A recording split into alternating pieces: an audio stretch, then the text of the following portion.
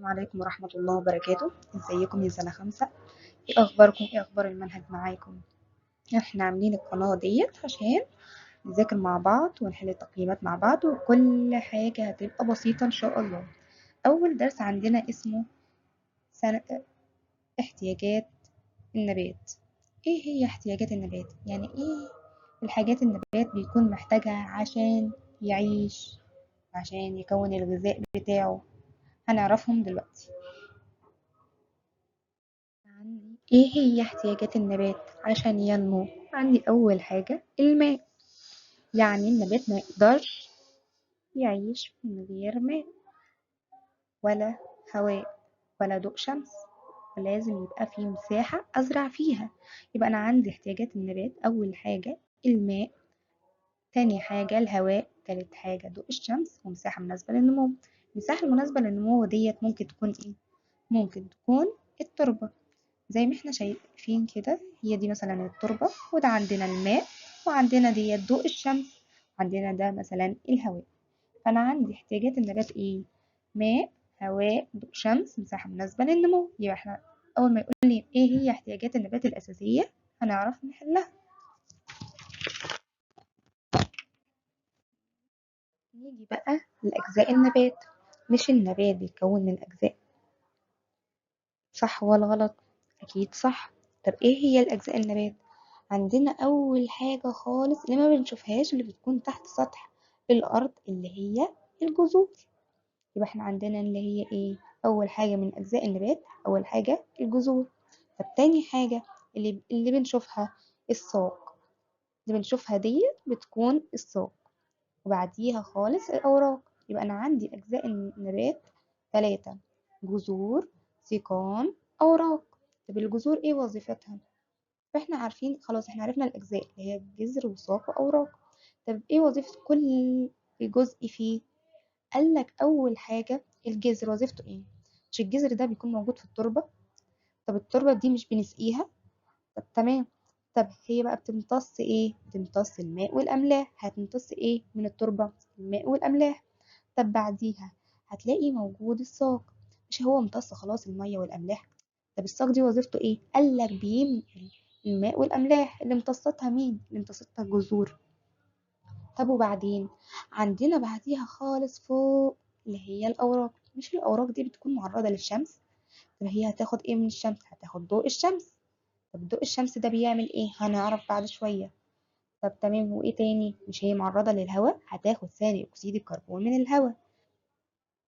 طب الأوراق ايه وظيفتها؟ الأوراق بتصنع الغذاء عن طريق عملية البناء الضوئي. مش خلاص ايه يعني؟ طب ايه هي عملية البناء الضوئي؟ مش خلاص المية امتصتها الجذور وراحت للأوراق، واحنا ثاني أكسيد الكربون جه من الهواء؟ خلاص بقى كلهم الاتنين بقوا في الورقة، وضوء الشمس بيعمل على تفاعل مين ومين؟ ثاني أكسيد الكربون والماء. هيحصل ايه؟ هيكون لي سكر الجلوكوز اللي هو الغذاء عن طريق العملية دي اسمها عملية ايه؟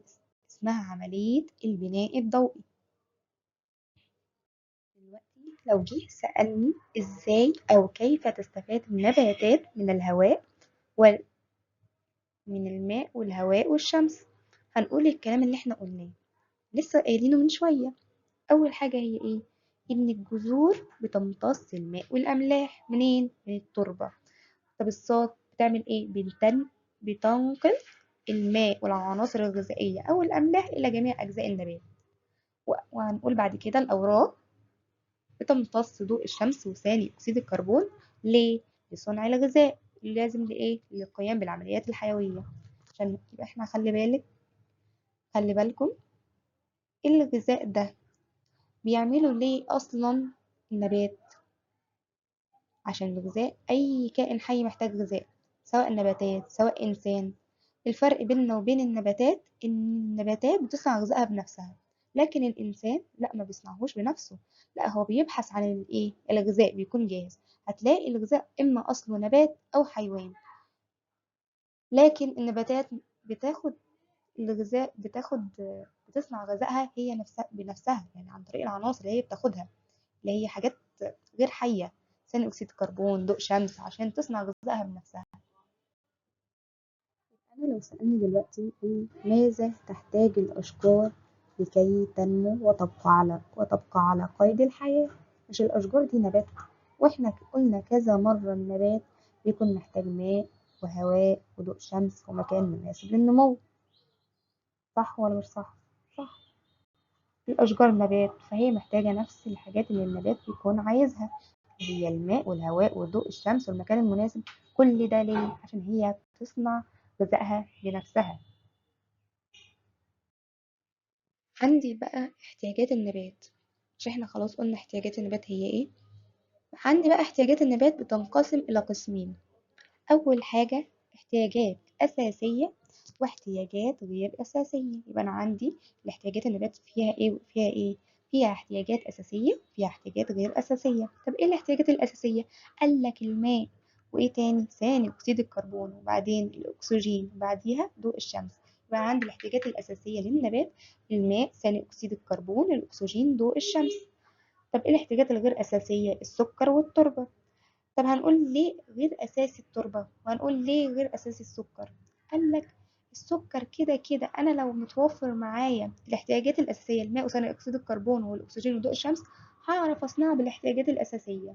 عشان كده هو غير أساسي، عشان أنا الاحتياجات الأساسية هعرف أصنع منها السكر. طب التربة ليه غير أساسي؟ قال لك إن في نباتات مائية يعني مش محتاجة تربة أساسا.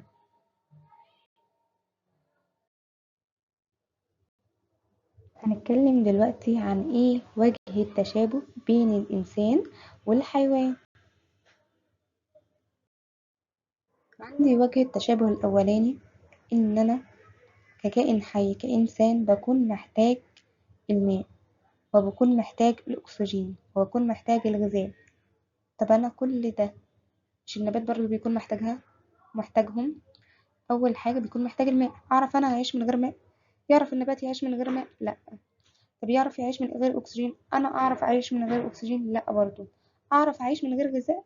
هو هل يعرف يعيش من غير غذاء؟ لأ. الاختلاف بقى بيكون في إيه؟ إن النبات بيقدر يصنع غذائه بنفسه، لكن الإنسان والحيوان بيتغذى على كائنات أخرى بتكون كائنات جاهزة أصلا.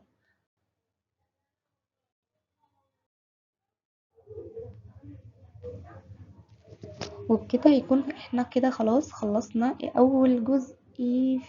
هو جزء صغير بس هعمل برضو الفيديوهات كلها قصيرة كده.